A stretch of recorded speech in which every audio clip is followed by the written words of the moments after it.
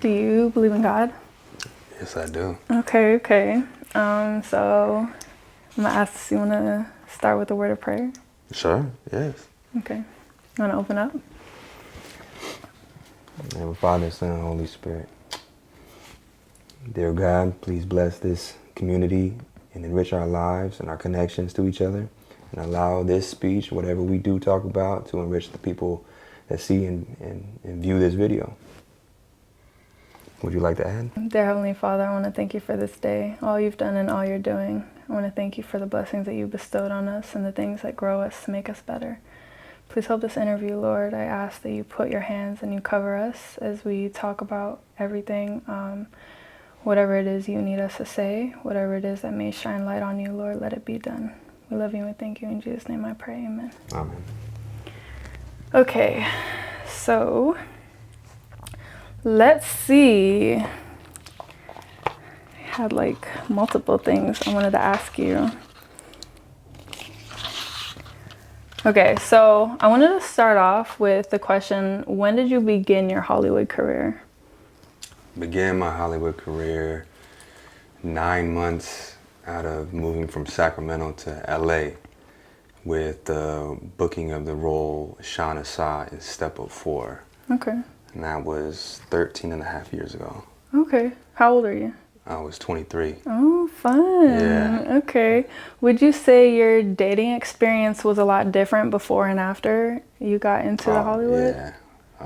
Yeah.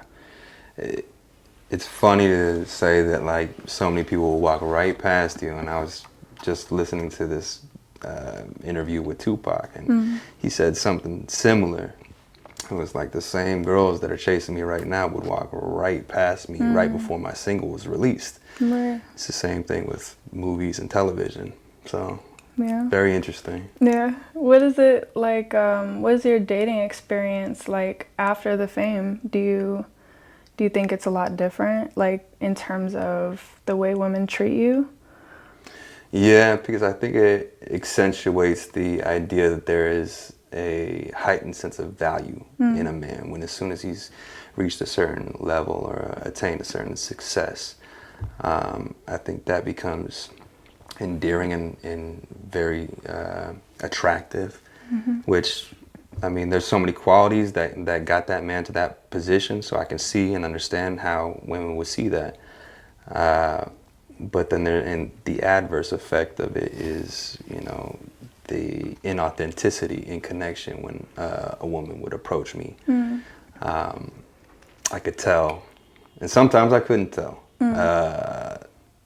that it was just solely because I was either I had money or because I was famous at the time. How often do you think that inauthenticity like is present? Is that most of the time? No, cause not anymore. Okay. I don't curate those type of relationships and connections anymore. So whoever I'm presently communicating with or around, I give them every bit of me. And I think a much more insecure version of myself needed to feel validated by these individuals that were in passing.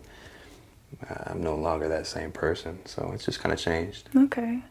What would you say your vetting questions or your top vetting questions are that you either ask yourself or ask the person that you are trying to date, you know, when you're seeking out a woman? Oh, God. So, fun fact is, I just got out of a marriage not too recently, like almost a year ago. How long were you married? I was married for 2.5 years. Okay. We have 2 beautiful kids together, and God bless the woman that gave me them. But since that relationship ended, I chose to be celibate for the next year. So I've maintained that celibacy, and I haven't entertained any interactions with any other females for the main purpose that the energy I would be giving them and the love that I would be giving them is something I kind of looked inside and said I should give myself first and let me get a stable foundation so I can offer my children and then the family that I've created something more sustainable for longevity. So women, are very cordial, nice, treat every woman with respect. But I believe that the next woman in my life will not be someone that I date. It'll be someone that I just become friends with, and then slowly but surely, find myself in that direction. Right. Yeah. I've noticed that a lot of times, a lot of people, especially males, they actually tend to go to outlets like sex and like, trying to use that as outlets and stuff, use people and stuff as outlets. I'm proud of you. I appreciate that. Thank you. That's really Yes. honorable. How do you think that that enables you to move forward in relationships in regards to like, do you think that your mind is clearer now? Because you said it was like 2 years ago, or how long ago was it? Then when we separated, unofficially it was about a year now, a Okay. little over a year now. Officially, it's been 6 or 7 months. So you would say are you just starting to get back into it, or are you still like No. waiting? No, I've built such an incredible community, and it's a very condensed community.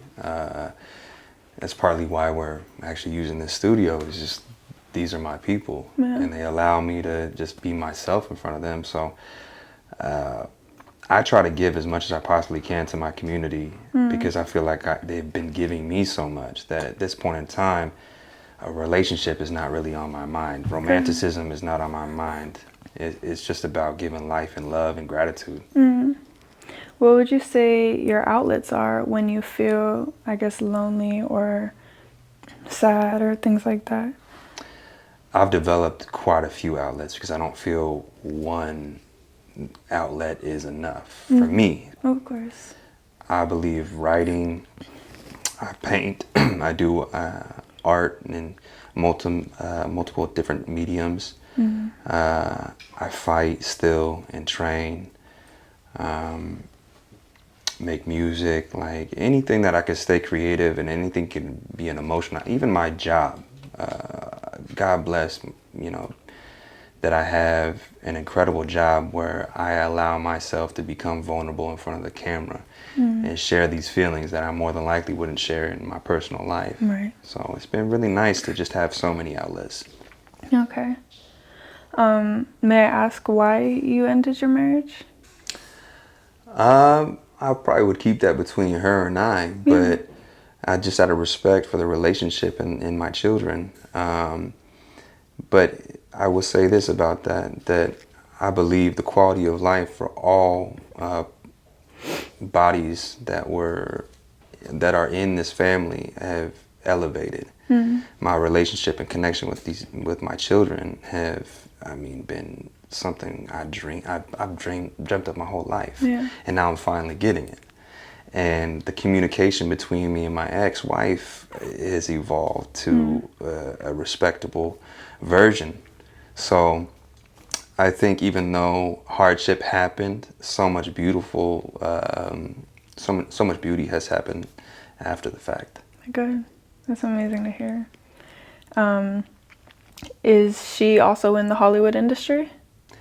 She dabbles back and forth. She had a very notable role in the Power Rangers series as the Pink Power Ranger. So that was a joke for the longest time. I was married to the Pink Power Ranger. And so the kids are blessed. Right. But yeah, I think she just did a movie not too recently last year for Amazon, and more than not, she trains people to do tactical training, so like shooting guns and stuff. Oh, wow. Yeah. Badass. She's badass, yeah. I love that. So question, do you think that it's wise or possible for celebrities to date people outside of Hollywood, like just regular people? Yes. You think so? You think those actually cultivate into nice relationships when one has a certain caliber of like success and status and one not? If you come into, and mind you, I should preface this that I'm not the one to be giving out relationship advice because I don't have a successful relationship. Okay. So I believe that this is just my opinion based off what I've learned. But I think that it is possible to cultivate a very healthy relationship so long as the insecurities of both parties are handled by those parties. Not, one party isn't leaning on the other to solve the other's issues, Right. and that both parties work in tandem as a team to get something much greater than the self-interest of one. Right. So I believe that there's many hard things that this kind of job brings, i.e., you know, I have to kiss another woman on camera or do some intimate scene.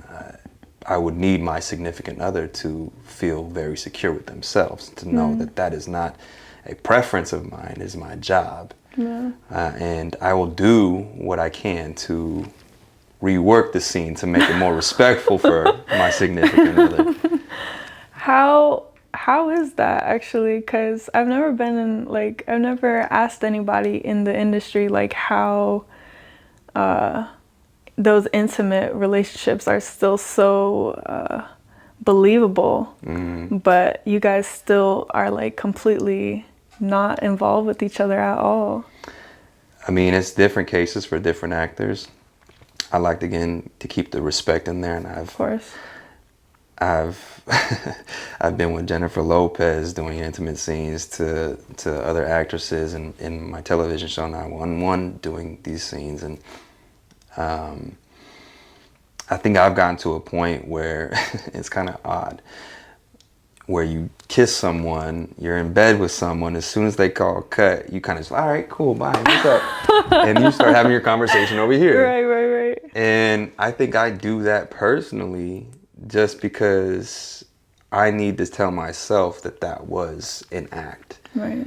And however much I felt real in the moment, it was just for that scene and for that character.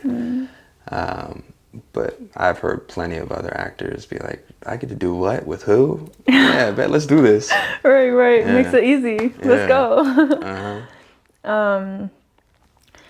There is a lot of infidelity in the industry, like a lot. And there's a lot of people who tend to deal with it a lot more than, I guess, well, actually, I feel like everyone kind of deals with that. Not everyone, but a lot of people. Do you think that in the industry, infidelity is enough to end a relationship? Yeah. Yeah, Yeah, I mean, loyalty is key. of course. If you can't be loyal with me, then I just don't feel like that trust is broken, and I'll forever be questioning, you know, your intentions. And if I take you back, then what kind of lack of respect do you now have for me going forward? Now, again, this is coming from an unsuccessful person in relationships, so I think that's a deal breaker for me. But that can be argued back and forth with what I do. You know, doing the scenes that I do with certain individuals, you could see that as being disloyal too. Yeah, okay. Yeah. But it could also, I mean, I think there's so much self-interested people. What do you mean? They like to feed the ego more so than the soul. Yeah. And you know, when you have an attractive lady coming on to you and you have a wife or a girlfriend at home, that self-interest starts to take over, that ego starts to take over, and it starts to get validated. And if you're not a person that has a good, healthy way of communicating with self, then I believe those types of individuals like to indulge. Yeah. And they completely forget about what is worth not indulging for. Yeah. You'll leave a home for a hotel. Exactly. Got you. Exactly. So you have a busy schedule, right? You have a lot of things going on, a lot of things going, you know, in and out of, you know, your schedule and things like this. But quality time is obviously something that you need to be in your relationship. So how are you able to, I guess, make that time to, I guess, for your relationship to even, you know, come into place? Like, how are you able to put that time and effort in It's Does it tough. just take longer, or? Communication. I keep on going back to it because this industry is tough, specifically if you're doing something like my job requires right now. I work 12 to 16-hour days sometimes. Sheesh. Sometimes That's I work long. on Saturdays and Sundays, so you might not see me for almost a full week. Sheesh. And if there's love, there's trust, there's healthy communication, I feel like there's no issues there. You know, I've got a beautiful example would be good friends of mine, great family members, Mo McCrae and Lex McCrae. Like they're the ones that own this studio, and the way they navigate each other's schedules, and they are both successful individuals. One's, you know, shooting Suits right now. The other one just finished his film, and where his wife was helping produce it, and they showcased to me that it is feasible to have a healthy relationship amongst the lack of schedule. Yeah. And they have 2 kids as well. It's just, you know, it's so much insight and beauty to watch, and it gives me so much hope. So it can be done. Yeah. Yeah. That's good. How do you think that in the midst of that, a woman is able to, I guess, enrich a man's life, add on to it, who is already successful? I think when it comes to success, a lot of people just like to think about a job or some type of thing that you bring out externally to internal to the home. But the home is the true success, I feel. So a woman can elevate that. I mean, I've been in plenty of relationships where I had all my furniture out, you know, bachelor pad kind of stuff, and then a woman's touch came in and just elevated the whole scenery. And that's just one aspect of a woman. Women are incredible for that innate ability to do that, just to elevate, to give energy and life. I mean, you guys literally give life. I want to know what one thorn is in your flesh today. One thorn in my flesh. Something that might be keeping you from being who you really need to be, want to be, vulnerable. I think this is the first time ever in my entire life I can say that both thorns and the vines that come with them, I'm wearing them with ease now. And it took a lot to get here. So I'm on my path. I'm exactly where I need to be. I'm exactly who I need to be. I've got the healthiest relationship I can with God. No, I can't complain. I'm living in gratitude for what I have nowadays. Yeah. Yeah. What is the difference between a man that is just dealing with a woman and a man that is actually in love with a woman? Whew. A man dealing with a woman is like a rotten apple. From the inside out, he's just deteriorating. And he's showcasing that he's still got it together, but he doesn't. And he probably wants to leave, or he's probably that type that likes to go to the hotel rather than home, and find unhealthy outlets. And for those men, I hope that they find the strength and the space to get away from those type of relationships, or at least go to the relationship and advise the woman what's going on. Yeah. To start the communication process and maybe heal. But a man in love, I mean, you've seen civilizations built on that. Yeah. You've seen so many men can do just as incredible things in their own aspects, in their own respect. I would do anything for my woman, and I know plenty of men like me that would do anything. They would build a house, they would start a new job, they would do whatever they need to do, and that's all based off of what a woman offers. Right. Yeah. What do you what do you think a woman should present? Peace. Peace is key. Yeah. We got enough problems in the world outside the house. And so long as I come back to the house and I get peace. Yeah. And even if the woman does have issues and problems,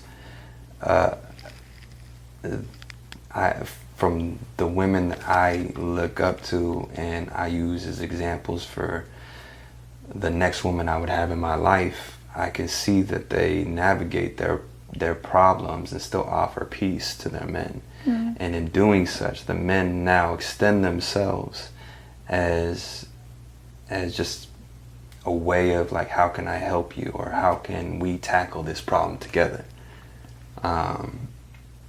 It's not easy, and I don't think many people are doing it nowadays because of instant gratification and no patience. Yeah. But it can be done. Yeah. Yeah. What would you think? What would you think the stopping point is to actually realize this is not going to work out? Because I think there's a fine line between knowing whether something needs to still be worked on and be fought for, and whether something is, you need to move on. I think it's to the person's, it's specific to the person. I would say that you have to exercise every opportunity first. And you need that clarity for self. For myself, in my old relationship, had to go to therapy and had to present the issues that were stopping certain things from happening that I was not okay with. Yeah. But if you've presented in a healthy version to your partner what it is that you're going through, or what it is that they're doing that's impeding on the growth of the relationship, and nothing's been done, it's time to reevaluate. Yeah. And that's just out of self-love and self-respect, because at the end of the day, you are a gift to this relationship. Yeah, I would start there. I want to go back to what you were saying about women bringing peace into the home, right? You said earlier that sometimes even women may be fighting internal battles, kind of themselves. Do you believe that a woman still fighting those battles are able to still bring peace? Yeah, because this life does not come without obstacles or That's problems. True. That's true. I like to think of this old quote that pain is inevitable, suffering is an option. So if you would like to suffer in silence, then I can't help you. Right. But if you extend yourself in a healthy way, then I'm there, and I'm willing to do whatever I possibly can. Because men, everybody knows nowadays that men like to fix things. Yeah.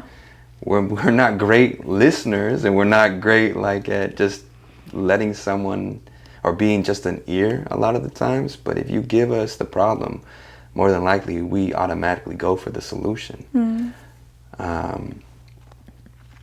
The problems within women are so specific to women that I wouldn't even try and say that I have a grasp on them. But I would do my best, and I would encourage all other men to do their best to better understand them, to meet them halfway, and then build some kind of bridge. Yeah. Do you think that a woman and a man should be building? Because I do want to ask this. In a lot of relationships, there's a lot of conversation in today's time where a man should either have things already built, or if a woman should find someone to build with. There's a lot of talk about whether a man should be financially stable before entering a relationship, or a woman using that opportunity to, I guess, present loyalty. But then, there's a back and forth thing about the security and the roles and things like that. I want to know your thoughts. It varies so much. I mean, we have so many, luckily for a society that has social media and has visibility of so many other people's relationships, we have great examples of what does and what doesn't seem to work. Yeah. I'm of the mind that if a woman enters a man's life at a low moment and they elevate together, it builds an unbreakable bond. Now, what happens later on in life can be determined by the individual themselves, i.e. like a Conor McGregor, who, I don't know their relationship, but it seems like he likes to step outside the marriage and be disrespectful in a lot of areas. But that's to their relationships. I don't know if that works for them or not. It just seems tumultuous, and it could offer a lot of issues internally for a family. As far as a woman coming into a man's life when he's already been established, now I feel like it just makes it a little harder, because now the man has proven to himself that he never needed a woman, and that starts to again create something inside of himself that kind of puts women on a lower end scale. And he could be actually working against his own benefit by doing such. So it's to each person. Not to say that it can't be done, but I would say it'd be harder for somebody to get into a really, really like solid relationship when one person in the relationship is just super well established. Yeah. And the other person is not. Right. Because there's insecurities that can happen there. There's comparison, which could be the thief of joy. So there's just so many things that can go wrong, rather than both people at low moments kind of helping each other and cultivating something much greater than themselves. I see that just portraying something that I think God would be proud of. Amen to that. You said you have 2 kids, sons, daughters? Son and a daughter. Okay. Yeah. So, having kids growing up under the umbrella of 2 people who are in the industry, I want to know what your advice to them would be. As far as what? As far as how to move in the industry, I guess, dating wise, discernment wise. I can't even look that far down the road. That scares me, to be honest. Oh man, I can only imagine, based off today's society, what 10, 20 years from now is going to be for them. And I pray. But I think I think me and their mother are doing an incredible job at raising very wholesome children that have good morality and know how to discern between taking from somebody to get some sense of joy rather than giving to somebody and getting that same sense of joy. We're trying to build a community. We're trying to build just 2 great individuals, and I think we're doing an incredible job. As far as the industry goes, I don't want them a part of the industry. Yeah. This industry is not made for everybody. And there's a lot of people acting one way and being something else when the cameras aren't on. Right. So if anything, later down the road, I would have to guide them into the understanding that everybody is not always going to show their true face when you meet them. And there's going to be a representative that you'll meet at first, which is okay. We all have that. But that we're all given 3 faces, the one we present to other people, the one we present to ourselves, and the one we really are. And allow them to really understand what that means for them. I like that. What would be one piece of advice you would tell your daughter in the dating game growing up?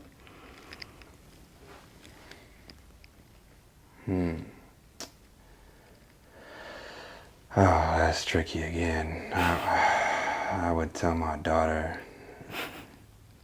oh man, I would just try to encourage her understanding of how valuable she is and how incredible of a gift she has outside of the vanity of her looks or the sexualization of what everybody else externally sees. she is something that has just so many beautiful aspects that if she does not know what those are, other people will pry into her life and kind of play her, and feed either her ego to drive her the wrong direction or not.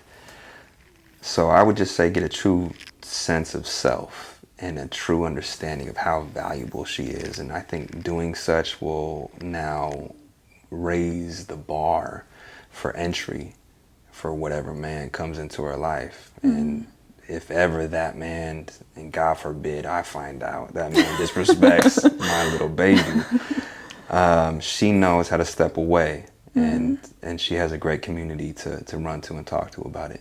Do you have any questions for me? Yes, actually, I got a couple questions. How did you start your path? I started my path, well, I moved out of my house around 14, 15 years old, and I was on my own since then. However, I ran into a barbershop, and that is when I had to unlearn everything that I learned, or that society was pushing on the modern mindset, and relearn, taking myself apart from a woman's perspective and looking at it from a man's as well. And I think that is where I was able to really understand and lock in to what people say, old soul. I think that too many times in today's society, a selfish mindset is developing within a very large community of people. Everywhere I go, you see people are not thinking about other people, are not showing the love that, you were kind of talking about. And taking self out of it, taking, the mindset of I can do everything myself, or I don't need anybody, the independency aspect of things, knowing how to rely on these people and also understand the people, stop talking and start listening, is truly such a key factor in any relationship you try to cultivate, whether it be friendships, parental relationships, and relationships in general. That's when I really started to sit down, because at first I was trying to prove that not all women talk like that, but I was like 14, 15. They were like, you better sit your ass down and start listening. Yeah. This is a man's den, Youngin over here, 14, and 15, trying to school someone. Yeah. So that's when I really learned to stop thinking like a woman and start thinking also like a man. However, stay feminine, know what a man wants and how to cater to that, but also still be soft. And it's truly, truly important, and it works. A lot of women don't understand I'm curious about that then, because I think there's a different kind of mindset that's being pushed to harden the woman and make it almost like a competition, that whatever a man can do, a woman can do, which I believe starts to disintegrate this line of distinction and the beauty and the differences that we offer. How do you navigate away from what the world is pushing, the hardness, the I gotta be an independent woman, to relinquishing that and staying soft and being open to understanding men? How do you cultivate that? Well, I have to understand first what I feel naturally. I like to be a baby sometimes. I like to let my emotions, run its course and things like that. But I also like to direct my emotion into things that will benefit the relationship. Because I do realize that many times a lot of us women don't know how to direct our emotions. So we do it into things that are worldly instead of things that separate us from the world, the things that are really of love, the fruits of the spirit, And so when I take how I feel naturally as a woman and I say, okay, what do I want, in life? What is my goal? I want kids. I want a lot of kids. And I want somebody that I can go to and just be held by at the end of the day. And in order for me to do that, in order for me to allow a man to know that I'm a safe space, I must be able to, like you said, bring peace. And in the process of that, you learn how a man thinks. Now, one thing about relationships is I love pleasing my partner, right? Which goes from big things to the small things. And I think once you realize that in today's generation, a lot of men are deprived of even the small things because a lot of women are takers. Give me an idea of what like a small thing is, just so I know. Like you coming home to a note on your door saying something romantic, things like that. Yeah, that's nice. Yeah, it's so simple. It takes 2 seconds, but it shows that I'm thinking about you. Yeah. Or, you know, just random things. You need a massage. You need, you know, if I see you rubbing your shoulder, if it hurts, you know, let me take care of you. Let me show you in ways that don't have to cost a lot of money. That, you know, you will always be taken care of. Things like that is really important. And I believe that a lot of people don't realize the significant result of those small things. Yeah. Because once it builds up and once you become consistent with that, it's like the switch clicks and it's like, I really love this person. Right? Yeah. So I think that's really important. Yeah, that's incredible. I like to say that the devil's in the details, but so is God. And those little details evoke what God is truly about. Exactly. Yeah. Exactly. So speaking on that, one last question for you is like, when did your relationship with God start, and how has it evolved to what it is now? Okay. When I left my house, or when I was out in my house, I had a conversation with God, and I said, listen, I don't want to just claim Christianity because somebody said, you know, you're real, or because I was taught it younger as a child. So show me. And I think that is when he said, okay, I'm going to take my hand off of you just for a little bit. And I want to show you how the world is without me. There was a lack of peace within myself, a lot of confusing factors that I had within myself as a young woman. And the world showed me that it does not owe you any understanding.